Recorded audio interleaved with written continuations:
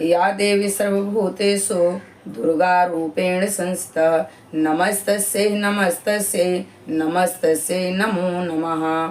जगत जननी जगदम्बा आदि शक्ति भवानी माँ दुर्गा जी के चरणों में हमारा कोटि कोटि प्रणाम स्वीकार हो। जय माता दी दोस्तों, सरिता ज्ञान गंगा में आप सभी का स्वागत है। आइए हम दुर्गा सप्तशती के 12वें अध्याय का पाठ प्रारंभ करें। देवी बोली, जो पुरुष एकाग्र होकर इन स्तोत्रों से नित्य मेरी स्तुति करेगा उसकी सभी बाधाएं मैं निसंशय नाश कर दूंगी। और जो मधु कैटभ का नाश, महिषासुर का घात एवं शुंभ निशुंभ इन दोनों का वध आदि का कीर्तन करेंगे, और जो एकाग्र होकर अष्टमी चतुर्दशी नवमी तिथियों में भक्ति पूर्वक इन मेरे उत्तम चरित्रों का महात्म सुनेंगे, उन्हें किसी प्रकार का अनिष्ट स्पर्श नहीं कर सकेगा। न पापों से उत्पन्न आपत्तियां उन्हें दुखित कर सकेंगी, न दरिद्रता प्राप्त होगी, न प्रिय का वियोग होगा, शत्रु का भय भी नहीं होगा, लुटेरे तथा राजा से भी कोई भय नहीं आएगा, और शस्त्रों से, अग्नि से, जल राशि से भी भय नहीं आएगा। इसलिए मेरा महात्म एकाग्र चित्त होकर पढ़ना चाहिए एवं भक्ति से सदा सुनना चाहिए। मेरा चरित्र परम मंगलदायक है। महामारी से उत्पन्न सभी उपद्रवों तथा तीनों तापों को मेरा महात्म शांत करा देता है। मेरे जिस मंदिर में मेरा यह महात्म पढ़ा जा रहा हो, उस स्थान का मैं कभी त्याग नहीं करती हूँ। वहाँ मेरा सदैव निवास रहता है। बलिदान, पूजा, अग्निहोत्र एवं महोत्सव में इस मेरे सारे चरित्र का पाठ करें और श्रवण करें। इस प्रकार से विधि जान कर अथवा बिना जाने बलि, पूजा, हवन आदि जो कुछ भी करेगा उसे मैं प्रीति पूर्वक ग्रहण कर लेती हूँ।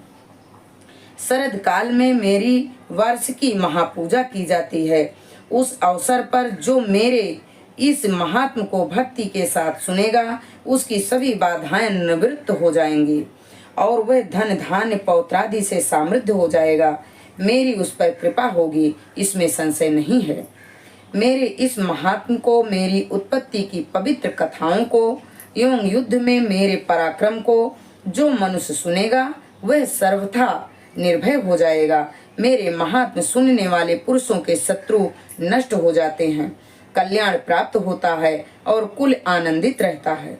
सभी शांत कर्मों में स्वप्न देखने पर, ग्रहों की दारुण पीड़ा होने पर मेरा महात्म श्रवण करें, उससे सभी उपद्रव शांत हो जाते हैं, ग्रहों की दारुण पीड़ाएं निवृत्त हो जाती हैं, मनुष्य का देखा हुआ बुरा स्वप्न शुभ स्वप्न हो जाता है। ग्रहों द्वारा पीड़ित बालकों के लिए यह महात्म शक्तिदायक है। मनुष्य में फूट हो जाने पर यह महात्म्य मित्रता कराने में परम उत्तम है। सभी दुराचारियों के बल को भली भांति नाश कर देता है। पढ़ने से ही राक्षस, भूत, पिशाच आदि का नाश हो जाता है और मेरा यह सारा महात्म्य मेरी सानिध्य प्राप्त करा देता है। पुष्प, अर्ध, धूप, गंध तथा उत्तम दीपों द्वारा मेरे पूजन से, ब्राह्मणों को भोजन कराने से, होम से, प्रतिदिन के अभिषेक से और भी अनेक प्रकार के भोगों के दान से वर्ष भर में जो मेरे अर्पण करके आराधना करते हैं, इससे जो मुझे प्रसन्नता होती है वही प्रसन्नता मेरे इस महात्म के एक बार सुनने से ही हो जाती है। इसे सुनते ही सभी पाप नष्ट हो जाते हैं, फिर आरोग्य प्राप्त हो जाता है। मेरी उत्पत्तियों का कीर्तन तो सभी भूतों से रक्षा करता है। युद्धों में वर्णित मेरा जो चरित्र दुष्ट दैत्यों के नाश करने वाला है, उसके श्रवण करने पर पुरुषों को वैरियों से किसी प्रकार का भी भय नहीं रहता। हे देवतागण, जो तुम लोगों ने मेरी स्तुतियां की हैं एवं महर्षियों ने जो की है और ब्रह्मा जी ने जो की है, वे ही सभी मंगलमयी बुद्धि देती हैं। वन में शून्य स्थान पर अथवा वन की अग्नि से घिर जाने पर, शून्य स्थान में डाकुओं से घिर जाने पर, शत्रुओं द्वारा पकड़े जाने पर अथवा वन में शेर, चीता तथा जंगली हाथियों के पीछा करने पर, क्रोध में आकर राजा ने वध की आज्ञा दे दी हो या कैद में पड़ गया हो, अथवा महासमुद्र में जहाज पर बैठने के बाद भारी तूफान आ जाए, उससे जहाज डगमगाने लगे, ऐसे अवसर पर घोर संग्राम में शस्त्रों का प्रहार होने लग जाए, सब प्रकार की बाधाएं पड़ रही हों, किसी महापीड़ा से आकुल हो, इस प्रकार की सभी घोर विपत्तियों से इस मेरे चरित्र का स्मरण करने वाला पुरुष छूट जाता है। मेरे प्रभाव से शेर आदि हिंसक डाकू तथा शत्रु मेरे चरित्र के स्मरण करने वाले पुरुष से सभी दूर भाग जाते हैं। ऋषि बोले, इतना कहकर भयंकर पराक्रम वाली भगवती चंडिका सभी देवताओं के देखते देखते वहां पर अंतर्ध्यान हो गई। वे सभी देवता निर्भय होकर पहले के समान अपने अपने अधिकार प्राप्त करके जिनके शत्रु नष्ट हो चुके थे यज्ञ भागों के भोगिता हुए। बाकी दैत्यों का हाल सुनिए।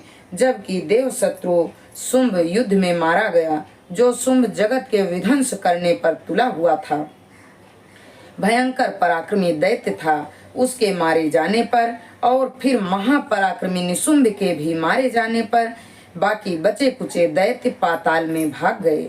हे राजन, इस प्रकार भगवती जगदम्बिका नित्य स्वरूपा देवी पुनः पुनः प्रकट होकर जगत की रक्षा किया करती हैं। यह देवी जी विश्व का मोहन करती हैं, वही जगत को पैदा करती हैं, उसी के आगे प्रार्थना करने पर फिर संतुष्ट हो जाती हैं, फिर विज्ञान एवं वृद्धि प्रदान करती हैं। हे राजन, उसी ने ही सारे संसार को व्याप्त कर रखा है। महाप्रलय काल में महामारी के स्वरूप से ही यह देवी ब्रह्मांड भर में व्याप्त हो जाती हैं। अजन्मा होते हुए भी सृष्टि रूप हो जाती हैं। वही सनातनी देवी समय समय पर प्राणियों की स्थिति किया करती हैं। मनुष्यों के उन्नति के समय वही देवी घर घर वृद्धिदायिनी लक्ष्मी स्वरूपा हो जाती हैं। फिर अभाव के समय विनाश के लिए अलक्ष्मी भी बन जाती हैं। पुष्प, धूप, गंध आदि सामग्रियों से पूजी हुई फिर स्तुति करने पर यही देवी धन, पुत्र, धर्म में मति, शुभ गति आदि प्रदान किया करती हैं। इति 12वां अध्याय संपूर्ण हुआ। यहाँ पर 12वां अध्याय संपूर्ण हुआ। माता जी के चरणों में हमारा कोटि कोटि प्रणाम स्वीकार हो। जय माता जी।